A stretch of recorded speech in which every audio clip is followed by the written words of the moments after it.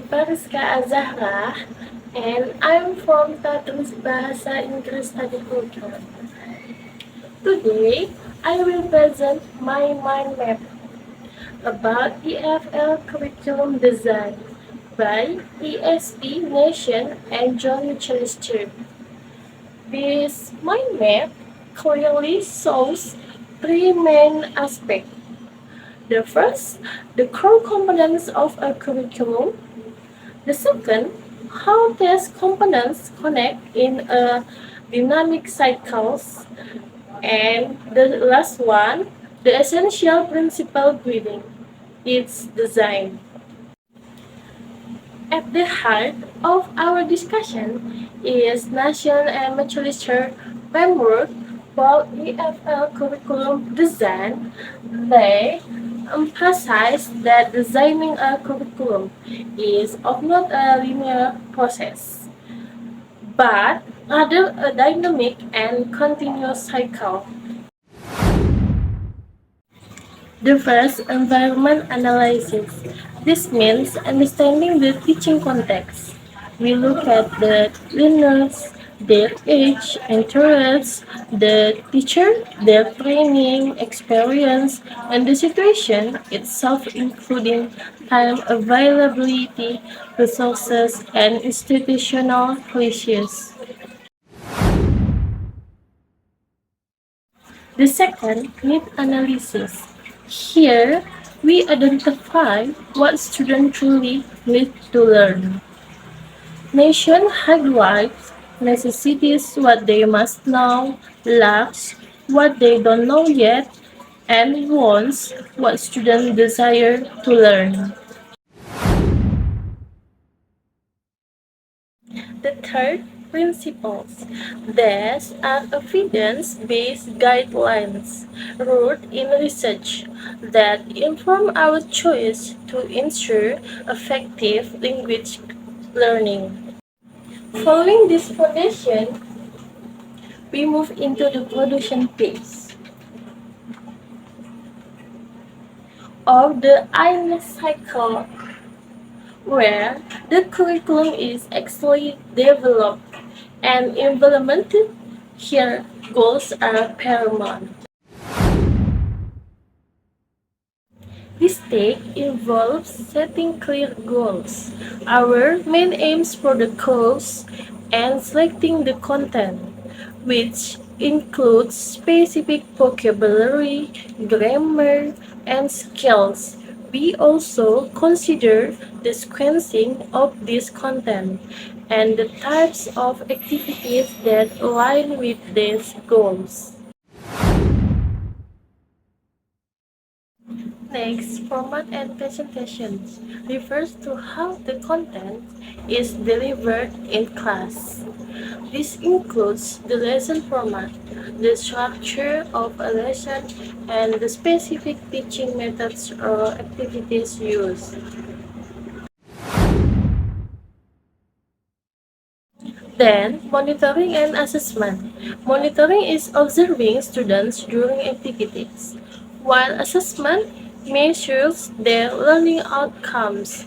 This includes various test types like placement, achievement, diagnostic, and proficiency tests.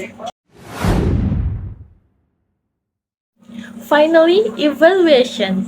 Encircle the entire process. It continuously asks, is this a good course? It can be formative to improve the course while it's running, or summative, a final check at the end.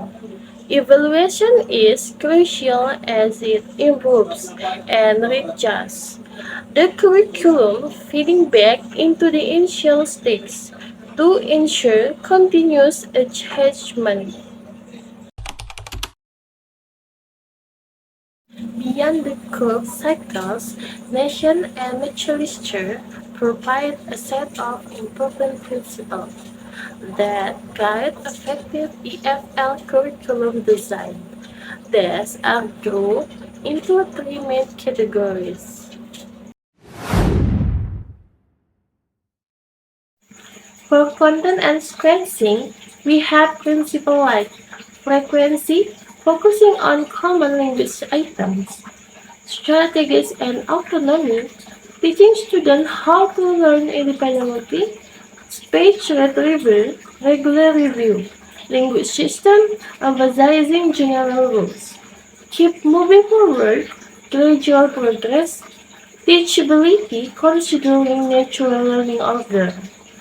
Learning burden using existing knowledge and interference, avoiding confusing similar items.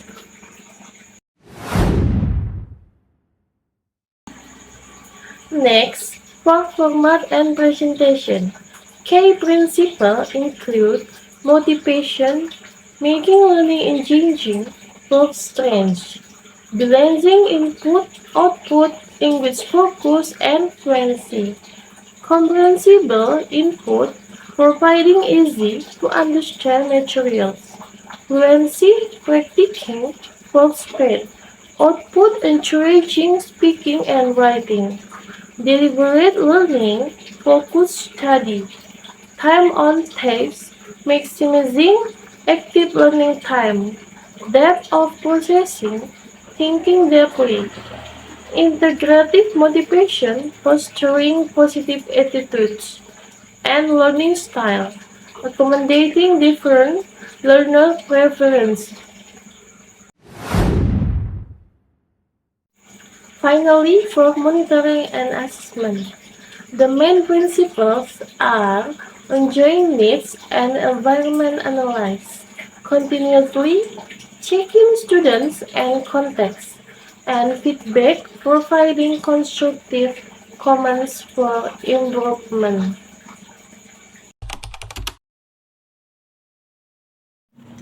Now, let me briefly illustrate how these concepts are applied in a real-world EFL context. For instance, in a short English course for university students. The first two, environment analysis. We assess students' background and class size. Need analysis. My previous students need to write academic summaries, struggle with sentence structure, and want to improve essay writing. Guide by principles with set goals, like students can write a well-structured argumentative essay. Content would include essay organization, transition words, and specific grammar points. The sequencing would then state presenting basic sentence structure first, moving to paragraph, organization, and finally to full essay writing. For format and presentation, activities could involve analyzing model essays, peer editing sessions, and drafting exercises.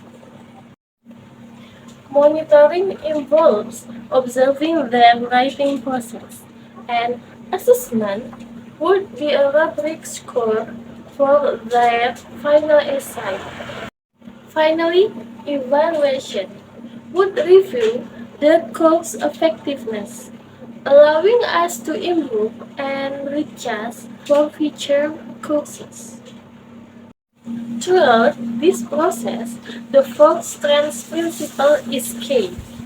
This principle emphasizes providing example, essays as meaning-focused input, grammar, exercise for language-focused learning, writing, drafts as meaning-focused output, and time writing practice for fluency development. In conclusion, this mind map illustrates nation and naturalistic comprehensive approach to EFL curriculum design, highlighting its cyclical nature and guiding principles. I hope this presentation has provided a clear understanding of this essential concept. Thank you for your attention.